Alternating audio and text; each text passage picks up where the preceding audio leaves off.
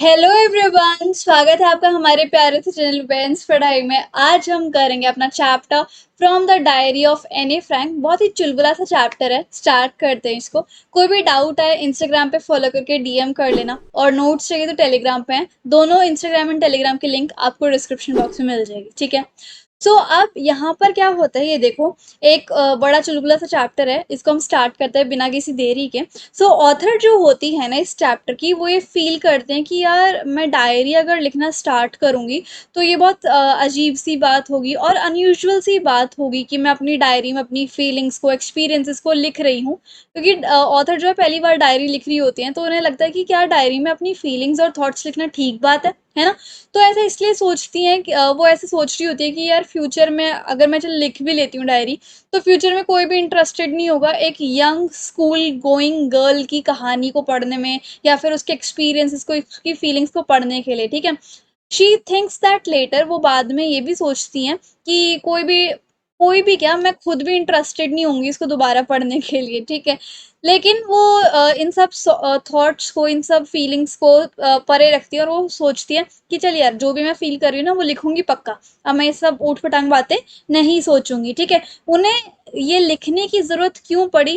क्योंकि उनके दिमाग में ना डेली की डेली इतने सारे थॉट्स, विचार आते रहते हैं कि वो उन्हें अपने दिमाग में ही होल्ड करके रखती है, वो भी लंबे टाइम तक।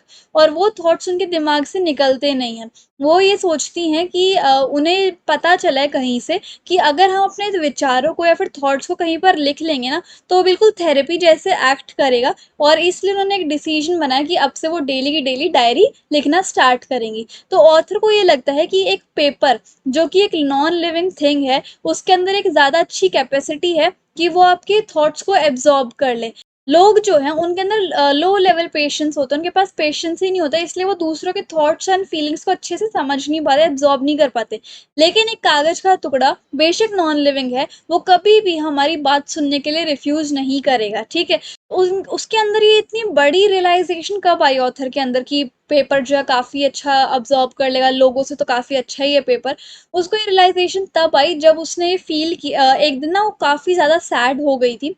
यूजुअली वो जितने लेवल पे सैड होती है, एक दिन वो उससे ज़्यादा ही सैड हो गई थी, ठीक है। वो डिसाइड नहीं कर पा रही थी कि उसे घर में रहना चाहिए उस टाइम पे या फिर बाहर कहीं जाना चाहिए, ठीक है। जब भी हम कहीं सैड होते हैं तो हम शायद किसी से शेयर करते हैं अपनी बातों को या फिर नहीं करते। तो उस दिन वो बहुत ज़्यादा सैड थी ऑथर, तो उसे समझ नहीं आ रहा था घर पे रहूँ या फिर बाहर जाऊँ। तो फाइनली उसने डिसाइड किया कि चल ठीक है, मैं घर पे ही रहती हूँ।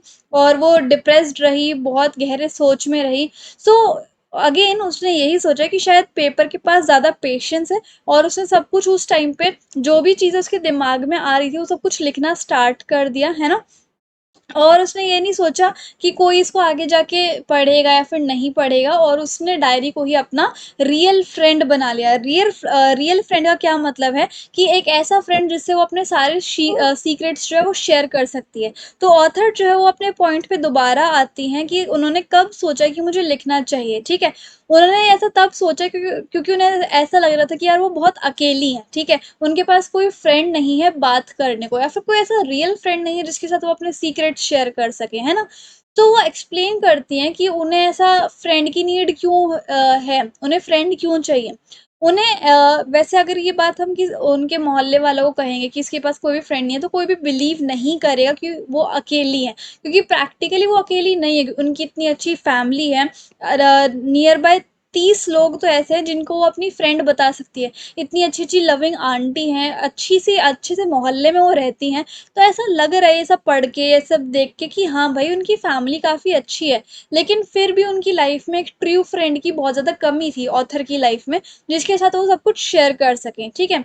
उनकी फ्रेंड्स के साथ भी उनका काफ़ी अच्छा टाइम बीतता है। वो कुछ स्टफ़ के या फिर कुछ चीज़ों के बारे में अपनी फ्रेंड से बात कर लेती हैं। लेकिन जो उनकी पर्सनल लाइफ़ का स्टफ़ है, वो वो बात नहीं कर पाती हैं वो अपनी फ्रेंड्स वगैरह से। उन्होंने बहुत कोशिश की पास आने की अपनी फ्रेंड्स के साथ, बट वो नहीं आ पाई, क्लोज नहीं आ पाई, क्योंकि उन्हें लगा कि शायद किसी के ऊपर ट्रस्ट करना, मैं इतना अच्छे से किसी और के ऊपर ट्रस्ट नहीं कर पा रही हूँ, ठीक है।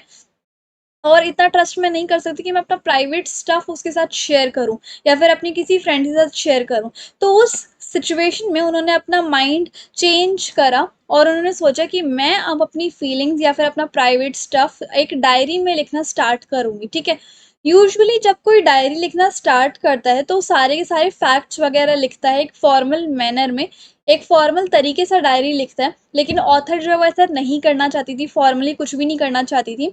वो उस डायरी को अपना एज़ अ फ्रेंड मानती थी, तो उसको एक फ्रेंड की शेप ही दी उस डायरी को, और उस डायरी का उन्होंने नाम क्या रखा, किटी, ठीक है? सो वो ये होप कर रही थी काश आगे जाके फ्यूचर में कोई मेरी डायरी को पढ़ेगा, और इसलिए उन्होंने क्या किया, अपनी फॉर्मल तरीके से डिटेल नहीं दी और उनके पास ऐसे कोई बैकग्राउंड स्टोरी नहीं थी जो लिख सके।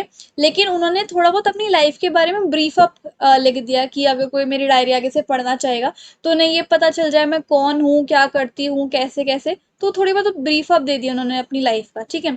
उन्होंने ब्रीफ अप में क्या दिया कि उनके फादर जो हैं वो दुनिया के सबसे लवेबल फादर हैं, उन्हें ऐसे फादर कहीं भी नहीं मिल सकते। उनके पापा जो हैं, उनके पापा और मम्मी की शादी कब हुई थी, जब उनके पापा 36 साल के थे और उनकी मम्मी 25 साल की थी। और ये 2 बहनें, एक तो ऑथर और एक उनकी सिस्टर मैरीगोट, जो कि फ्रैंकफर्ट में पैदा हुए थे। और जैसे ही एने 4 साल की होती है तो उसके फादर कहाँ पर मूव कर जाते हैं, हॉलैंड में। उसकी मम्मी भी हॉलैंड में चली जाती है उसके फादर के साथ सितंबर के महीने में। और दोनों सिस्टर यानी कि एने और मैरगोट अपनी दादी माँ के पास रहते हैं, वो भी एचिन में, ठीक है? मैरगोट भी फ़रवरी में, मतलब सितंबर के बाद, सॉरी, मैरगोट भी जो है वो हॉलैंड में चली जाती है दिसंबर में, ठीक है? और एने भी फ़रवरी में चली जाती है, कहाँ पर, हॉलैंड में, जब मैरगोट का बर्थडे आ जाता है, ठीक है? सो हॉलैंड में एने जो है वो मोंटेसरी नर्सरी स्कूल में उसका एडमिशन हो जाता है, वहाँ पर उसका पहला स्कूल था और वहाँ पर उन्होंने स्टार्टिंग की फर्स्ट फॉर्म की।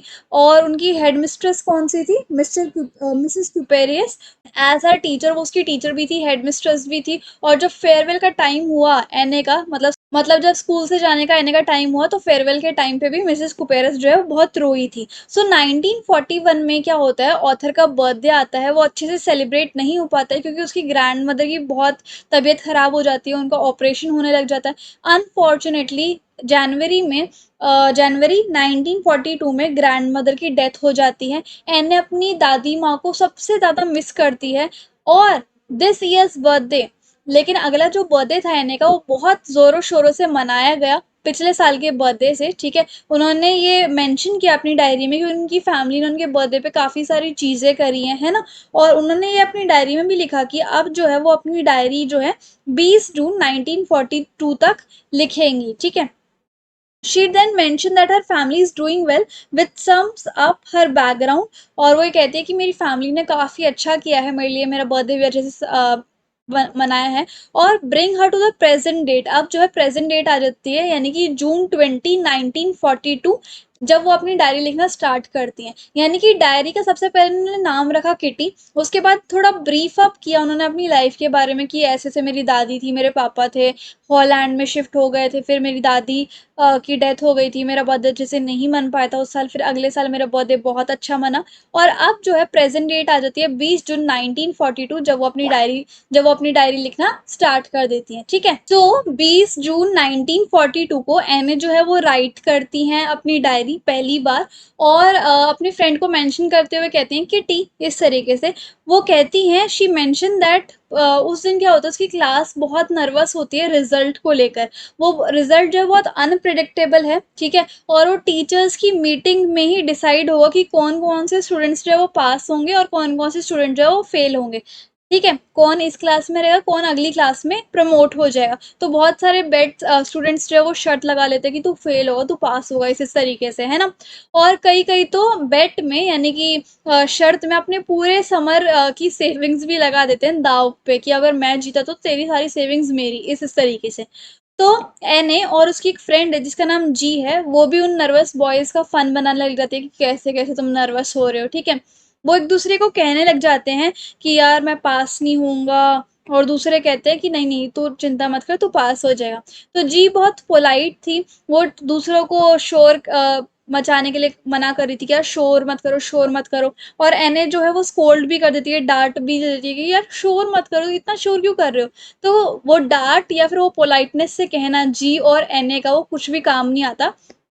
एनए के अकॉर्डिंग उनकी 1/4 ऑफ क्लास जो है वो पास तो बिल्कुल भी नहीं होंगी, ठीक है, क्योंकि उन बच्चों ने किसी भी एक्टिविटी में पार्टिसिपेट नहीं किया था। वो उन बच्चों को यानी कि 1/4 ऑफ क्लास को डमीज कहते हैं कि तो बिल्कुल ही डम है, ठीक है। और इसमें लेकिन ऐसा ज़रूरी भी नहीं है, क्योंकि टीचर्स का डिसीजन रिजल्ट के ऊपर बिल्कुल ही प्रिडिक्टेबल नहीं है, ठीक है। सो ऑथर कहती हैं कि वो अपने फ्रेंड को लेके इतना ज़्यादा सीरियस नहीं है, मुझे पता है कि वो पास हो ही जाएंगे, ठीक है। लेकिन एक ऐसा सब्जेक्ट, अब एनए की खुद की बारी होती है, वो कहती है कि यार मैं अपने रिजल्ट की अगर बात करूँ तो मुझे लगता है कि मैं मैथ्स में शायद मैं पास ना हो पाऊँ, मैं श्योर हूँ मैथ्स को लेकर, ठीक है। वो टफ टाइम गुजार रही होती है मैथ्स के साथ, ठीक है, लेकिन वो होप नहीं छोड़ती है, वो ये रिजल्ट करती है कि हाँ शायद रिजल्ट काफ़ी ठीक आ जाए, मैं मैथ्स में पास वगैरह हो जाऊँ, ठीक है।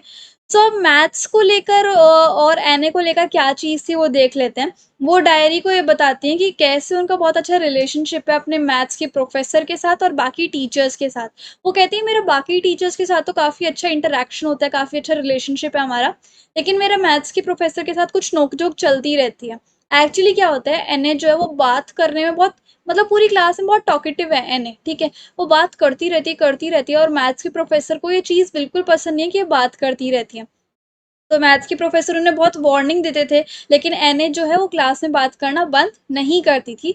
तो अब मैथ्स के सर ने क्या किया, उसको एक्स्ट्रा होमवर्क दे दिया एज अ पनिशमेंट। उन्होंने कहा कि अब तो ऐसे लिख के लेके आएगी चैटर बॉक्स के ऊपर। अब ये एनए सोचती है इतना अजीब सा टॉपिक क्यों दिया है मुझे लिखने के लिए, ठीक है, लेकिन अब वो फिर भी लिख डालती है उसके ऊपर। तो क्या करती है, एक रिमाइंडर लिख लेती है, एक नोट लिख लेती है कि मुझे जो है अपना सारा होमवर्क खत्म करने के बाद एक वर्ड चैटर बॉक्स पे एक ऐसे लिख लेना है, एक रिमाइंडर लिख लेती है, ठीक है। तो अब वो क्या करती है, होमवर्क खत्म करने के बाद उस टॉपिक के ऊपर सर्च मतलब सोचने लग जाती है। और ये जैसे फाउंटेन पेन है, इसका ऐसे से ऊपर का ऐसा च्यू करने लग जाती है। और ये एक ऐसा जेस्चर था कि हाँ वो गहरी सोच में उस टॉपिक के बारे में, ठीक है। तो उसने जैसे ही उसके दिमाग में चीज़ें आती जा रही थी, उसने पेजेस भरते गए, पढ़ते गए। उसने सपोर्ट किया उस ऐसे में टॉकिंग करना कि अच्छी बात है, ठीक है।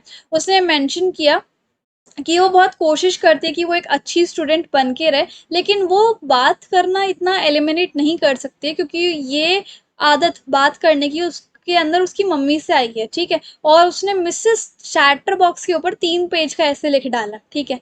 अब प्रोफेसर ने उस ऐसे को पढ़ा, उन्होंने देखा कि एनएन ने जितने भी आर्ग्यूमेंट्स लिखे हैं उस ऐसे के अंदर की टॉकिंग करना अच्छी बात है, वो बहुत अम्यूजिंग है।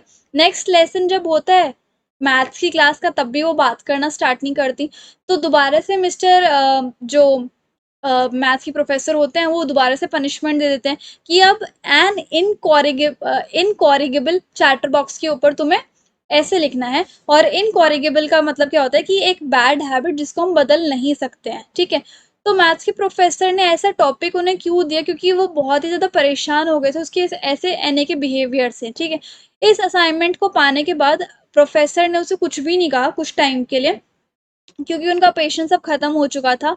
उन्होंने एक और असाइनमेंट एनए को दे दिया on the topic quack quack quack sad Mrs chatterbox, ठीक है। सो अब जो है प्रोफेसर ने उसको डांटना स्टार्ट कर दिया, वो भी तीसरी बार, और उसको पनिशमेंट दे दी। अब होल क्लास, पूरी क्लास जो है वो लाफ करने लग जाती है। एज अ रिजल्ट उसने जैसे उसकी बेइज्जती हो गई थी एनए की, तो उसने भी प्रिटेंड किया कि हाँ वो भी हंस लेती है। उसने ये लोगों को दिखाया कि वो इंसल्टेड नहीं फील कर रही, ठीक है। सो अब जैसे कि वो काफ़ी बार लिख चुकी थी, फर्स्ट मिसेस चैटरबॉक्स के ऊपर भी उसने लिख डाला था। और मिसेस जो सेकंड टॉपिक था एन इनकॉरिगेबल चैटरबॉक्स, उसके ऊपर भी उसने लिख डाला था। लेकिन अब जब थर्ड टाइम उसको ये टॉपिक मिला quack quack quack sad Mrs chatterbox, तो इस टाइम पे उसने सोचा कि यार अब तो मैंने सब कुछ लिख दिया है टॉकिटिंग के ऊपर, टॉकिंग के ऊपर, अब मैं क्या लिखूँ, मेरे अंदर तो कोई थॉट्स ही नहीं आ रहे। तो उसकी एक फ्रेंड थी एनए की, जिसका नाम क्या था, सैने। वो बहुत अच्छी थी पोइट्री में, और उसने कहा कि चल मैं तेरी हेल्प कर देती हूँ तेरा असाइनमेंट करने में, जो तुझे एज अ पनिशमेंट मिला है। तो उसने राइम के रूप में थोड़ी हेल्प ऑफर कर दी। तो होल असाइनमेंट जो था, एनी को बड़ी शर्म सी आ रही थी, लेकिन उसने पूरे असाइनमेंट में एक अच्छा सा इफेक्टिव रिप्लाई लिख दिया इस क्वैक क्वैक क्वैक वाले टॉपिक के ऊपर, और वो भी पोइटिक लाइन में, ठीक है। उसने अपने थर्ड असाइनमेंट में लिखा पोएम के रूप में, जो कि बहुत अच्छी निखर के आई। उसने लिखा कि एक फादर स्वैन था, उसके 3 बेबी डकलिंग्स थे। वो 3 डकलिंग्स बहुत ज़्यादा नॉइज़ करते थे, इसलिए जो फादर डक था या फिर फादर स्वैन था, वो उन तीनों बच्चों को खा गया, ठीक है? To her good luck, professor ने उस असाइनमेंट को लाइटली लिया और कुछ कहा नहीं, ठीक है? प्रोफ़ेसर जो है उस एंटायर पोएम को पूरी क्लास के आगे रीड करते हैं, है ना? और अपने भी रिमार्क्स उसको देते रहते हैं कि हाँ ये लाइन ऐसी है, ये लाइन ऐसी है, तुम यहाँ पर ऐसे ऐसे चेंजेस कर सकते हो। और ऑथर भी इतनी ज़्यादा फॉर्चुनेट है कि अब वो हर क्लास में बिना रुके बात करती रहती है। उसे अब कोई होमवर्क नहीं मिलता एज अ पनिशमेंट। और जो मिस्टर कीजिंग है यानी कि मैथ्स के प्रोफेसर, वो भी अब हर क्लास में जोक्स क्रैक करने लग जाते हैं पूरी क्लास के सामने। तो इस तरीके से मिसेस एने की ये जो डायरी राइटिंग थी, उन्होंने अपनी डायरी राइटिंग में ऐसे ऐसे लिख रखा था, और इसी के ऊपर ये स्टोरी बेस्ड थी। एंड आई होप आपको काफ़ी अच्छी स्टोरी लगी होगी, समझाने का तरीका और वीडियो भी काफ़ी अच्छी लगी होगी। इंस्टाग्राम एंड टेलीग्राम पे ज़रूर फॉलो कर लेना। So if you like the video and the explanation, then please do like, share, comment and subscribe the channel. Thank you so much.